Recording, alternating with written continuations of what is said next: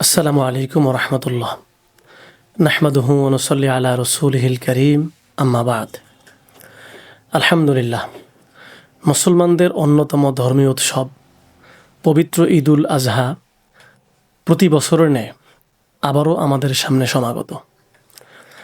ঈদুল আজহার এই আনন্দঘন মুহূর্তে আমি সম্মানিত শিক্ষকবৃন্দ, প্রিয় শিক্ষার্থী, সম্মানিত অভিভাবকবৃন্দ ও শুভাকাঙ্ক্ষী সকলকে আত-তাহজিব আইডিয়াল মাদ্রাসার পক্ষ থেকে জানাই পবিত্র ঈদুল আজহার আন্তরিক শুভেচ্ছা ও মুবারকবাদ।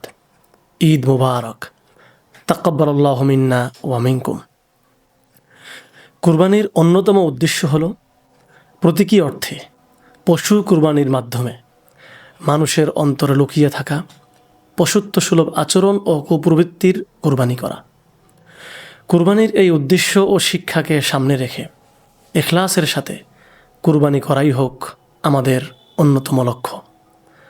পরিশেষে আমরা দোয়া করছি আল্লাহ তাআলা যেন কুরবানির ওসিলায় আমাদের সকলের গুনাহ মাফ করে দেন এবং পারস্পরিক সম্প্রীতি, সৌহার্দ্য ও ভ্রাতৃত্ববোধ আরও বৃদ্ধি করে দেন।